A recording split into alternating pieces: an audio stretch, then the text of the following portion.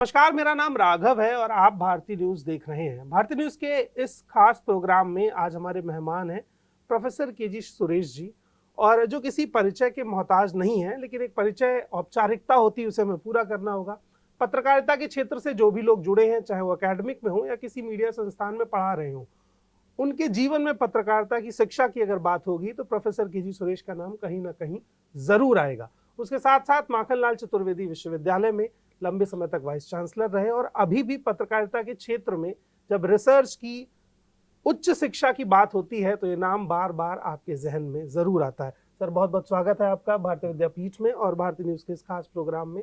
और पहले सवाल में यही शुरुआत करूंगा कि जितना मेरा पूरी उम्र है उतना आपका अनुभव है पत्रकारिता का, तो सवाल पूछना गुस्ताखी है, मगर ये मैं सर जानना चाहूंगा कि जिस दौर में हम पत्रकारिता पढ़ रहे थे आज से लगभग 10 वर्ष पहले, या आप जिस दौर में पत्रकारिता पढ़ रहे थे आज से लगभग 30-35 वर्ष पहले, और जो इस दौर की पत्रकारिता है, जब जिस व्यक्ति के हाथ में फोन है उसके लिए पत्रकारिता से ग्रेजुएशन या मास्टर्स होना कंपलसरी नहीं है। ऐसे में वो बच्चे जो बड़ी मेहनत के साथ 3 साल या 5 साल का समय देते हैं, वो अपने आप को उनसे अलग कहाँ देख पाते हैं? बिल्कुल, बहुत अच्छा सवाल है, क्योंकि पश्चिम से हमने एक आंख मूंद के एक शब्द को जो है अपना लिया, जिसका नाम है नागरिक पत्रकारिता। सिटीजन जर्नलिज्म कहते हैं, लेकिन ये गलत शब्दावली है जिसका प्रयोग हो रहा है। नागरिक कोई डॉक्टर नहीं बन सकता, नागरिक इंजीनियर नहीं बन सकता, तो फिर नागरिक पत्रकार कैसे बन गया? पत्रकारिता तो एक विधा है, एक पेशा है, और इसके लिए विशेष तरह के प्रशिक्षण की आवश्यकता है। तो कोई भी नागरिक जिस तरीके से डॉक्टर नहीं बन सकता, इंजीनियर नहीं बन सकता, चार्टर्ड अकाउंटेंट नहीं बन सकता, वैसे वो पत्रकार नहीं बन सकता। नागरिक संचारक बन सकता है। आज लोकतांत्रिकरण और विकेंद्रीकरण जो प्रौद्योगिकी हुई है, जिसके चलते टेक्नोलॉजी हर व्यक्ति के हाथ में आ गया है और वो मास के साथ कम्युनिकेट कर सकता है, तो मास कम्युनिकेशन का हिस्सा बन गया है, वो संचारक बन सकता है। पत्रकार जो है वो कुछ नियम कानून है ना, संविधान, ठीक है ना, मीडिया से संबंधित कानून, भारतीय न्याय संहिता हो, साक्ष्य संहिता हो, जो भी है, उन सब के आधार पर वो काम करता है ना, उसकी जवाबदेही सुनिश्चित है। लेकिन जब आप नागरिक होते हैं तो आप कुछ भी कह दें, आपको अवमानना जैसे जो कानून बने हैं उसका कहीं कोई परवाह नहीं रहती है। मैं समझता हूं कि इस वजह से पत्रकारिता भी बदनाम हुई है, क्योंकि पत्रकारिता के नाम पर जो परोसा जा रहा है सोशल मीडिया के थ्रू, उसके वजह से पत्रकारिता की विश्वसनीयता पर सवाल खड़ा हो गया। ऐसे में जो युवा पत्रकारों को अपनी पहचान बनाने के लिए अपनी विश्वसनीयता स्थापित करनी होगी, उसके लिए उनको गहन शोध करना पड़ेगा, गहन अध्ययन करना पड़ेगा, उनको संदर्भों के साथ उनको फेक कंटेंट को एक्सपोज करना पड़ेगा, उनको जो है मीडिया में एक तरह से जनता के बीच में जागरूकता लाना पड़ेगा कि मीडिया कर्मी कौन है और ये सोशल मीडिया कर्मी कौन है। बेशक, अगर आपने ये फर्क लोगों को नहीं समझाया तो लोग सोशल मीडिया कर्मी को पत्रकार समझेंगे और पत्रकार को सोशल मीडिया कर्मी समझेंगे। बिल्कुल, ये मीडिया साक्षरता है, मीडिया के बारे में समझ बढ़ाने की जरूरत है। तो इसमें कहीं कोई दो राय नहीं कि मसालेदार चटपटे खबरों का जो है, जो सोशल मीडिया में परोसा जाता है, उसके तुलना में जब एक प्रशिक्षित पत्रकार उतरता है तो आसान नहीं है ना। वो कहते हैं ना, बहुत कठिन है डगरपन घटकी। तो आसान तो नहीं है, बिल्कुल, लेकिन विश्वसनीयता जिस दिन स्थापित हो जाएगी उस दिन फिर लोग वही देखेंगे। सर, आपसे बात करने का एक जो मजा है वो ये है कि आपकी भाषा में जो साहित्य झलकता है वो बातचीत को और ज्यादा रोचक बना देता है। मैं एक पर्सनल बात भी आपको बता दूं, मैं दिल्ली विश्वविद्यालय से मैंने ग्रेजुएशन की है, विनीत कुमार और मेरे प्रोफेसर रहे हैं जी। उससे पहले के दौर में मेरा बड़ा मन था कि मैं माखनलाल चतुर्वेदी में एडमिशन लूं जी, पर कुछ परिस्थितियां रही कि मैं दिल्ली नहीं छोड़ पाया, तो मुझे यहीं पढ़ना पड़ा। एक सवाल मेरे जहन में तब से है जो मैं आज आपसे पूछ लूंगा जी।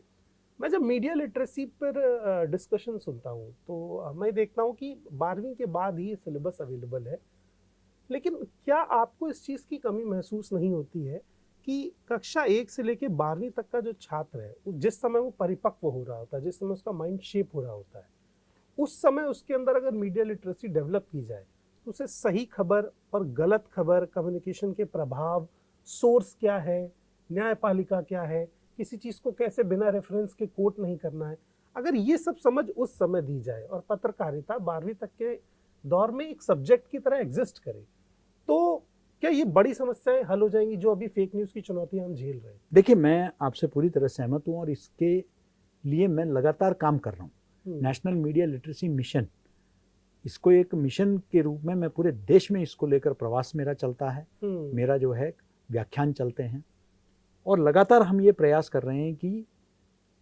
एक ग्रेडेड अप्रोच के साथ प्राइमरी से लेकर बच्चों को हम बताएं। देखिए, बड़ा ताज्जुब लगता है कि आपका जो 4 हमारे स्तंभ है लोकतंत्र के, न्यायपालिका, कार्यपालिका, है ना, और आपका विधायिका और मीडिया, हम इन तीनों के बारे में तो हम उनको पढ़ाते हैं, सिविक्स पढ़ाते हैं, पॉलिटिकल साइंस पढ़ाते हैं, सब कुछ पढ़ाते हैं, है ना, लेकिन हम मीडिया के बारे में बच्चों को कुछ नहीं बताते जी। तो ये 3 स्तंभ के बारे में आप बता रहे हैं, लेकिन सबसे महत्वपूर्ण स्तंभ जो इन तीनों स्तंभों को जो है जोड़ता है, सजग रखती है ना, सही बात है, उसके बारे में आप कुछ नहीं बताते हैं। मैं समझता हूं कि मीडिया के बारे में, मीडिया में जो कुछ गलत चीज हो रहा है, fake news, disinformation, misinformation, malinformation, fake narratives, इन सब के विषयों को लेकर जो है होना चाहिए। दूसरी बात, मैं समझता हूं कि 11th 12th में ऑप्शनल्स के रूप में भी आपको, इलेक्टिव के रूप में भी आपको मास कम्युनिकेशन होना चाहिए। बिल्कुल। यही नहीं, मैं तो एक और कदम आगे बढ़ा के पिछले कुछ वर्षों से मैं मांग कर रहा हूं कि मास कम्युनिकेशन क्यों नहीं है सिविल सर्विस के एग्जाम में। क्योंकि आप मास कम्युनिकेशन पढ़ के भी विद्यार्थी को जो है पॉलिटिकल साइंस लेना पड़ता है या पब्लिक एडमिनिस्ट्रेशन लेना पड़ता है सिविल सर्विस में जाने के लिए। क्यों नहीं है मास कम्युनिकेशन एक सब्जेक्ट? क्या वो गवर्नेंस का हिस्सा नहीं है क्या? गवर्नेंस में आज कौन सा सुशासन का हिस्सा नहीं है? चाहे डिजास्टर मैनेजमेंट हो, चाहे स्ट्रेटेजिक कम्युनिकेशन हो, ऐसा कोई आयाम नहीं है शासन में। इंफॉर्मेशन ब्रॉडकास्टिंग मिनिस्ट्री पूरी एग्जिस्ट करती है। बिल्कुल, आईईसी है, information education communication, IEC component हर मंत्रालय में है। तो मैं समझता हूं कि क्यों नहीं होना चाहिए सिविल सर्विस में mass communication as an option. बिल्कुल सही जी। सर, आखिरी सवाल, आप भारतीय विद्यापीठ है, हमारा कैंपस, हमारा पूरा सेटअप आपको कैसा लगा? कोई सलाह, कोई सुझाव वगैरह? नहीं, बहुत अच्छा लगा। मेरा तो पहला विजिट है और आपके निदेशक हुड्डा साहब, उनके साथ भी मुझे मुलाकात हुई, आपके फैकल्टी के साथ भी। मुझे लगा कि बहुत ही प्रतिबद्धता के साथ विद्यार्थियों को सही मायने में उद्योग जगत से जोड़ने का काम, क्योंकि आपके फैकल्टी में इंडस्ट्री के लोग भी हैं और एकेडमिक्स के, और ये संतुलन बनाए रखना बहुत ज़रूरी है क्योंकि हमारा इंडस्ट्री ओरिएंटेड कोर्सेस हैं। तो ऐसे में जिस तरीके से आप यूट्यूब चैनल चलाते हैं, आप पॉडकास्ट चलाते हैं और आपको रेडियो लाइसेंस मिल गया तो वो भी आप शुरू करेंगे, मैं समझता हूँ कि सभी विद्यार्थियों के लिए एक उचित, आपने अभी से ही आपको इतना एक्सपोजर आप दे देते हैं कि उसको इंडस्ट्री में जाकर उसको कोई कठिनाई नहीं होगी। तो मैं बधाई देना चाहता हूँ। बहुत बहुत शुक्रिया सर। और मैं अपने सभी दर्शकों से गुजारिश करूंगा कि इंटरव्यू उन्हें कैसा लगा कमेंट बॉक्स में जरूर बताइए। अगर आपके कुछ सवाल हैं तो वो भी डाल दीजिए ड्रॉप बॉक्स में, ताकि अगली बार जब सर हमारे मेहमान बने तो तमाम सवाल भी पूछे जाएं। इसके साथ साथ आखिरी बात कहकर खत्म करूंगा कि पत्रकारिता वो सब्जेक्ट है जो देश के विकास में हिस्सा देता है, और सर के साथ 10 मिनट बैठना पत्रकारिता का एक सेमेस्टर पूरा करने जैसा है। तो अगर आपका एक सेमेस्टर पूरा हो गया हो तो चैनल को सब्सक्राइब भी कर दीजिएगा। इसके साथ साथ ऐसी तमाम सूचनाओं के लिए भारतीय न्यूज़ के साथ बने रहिए। बहुत बहुत शुक्रिया, धन्यवाद।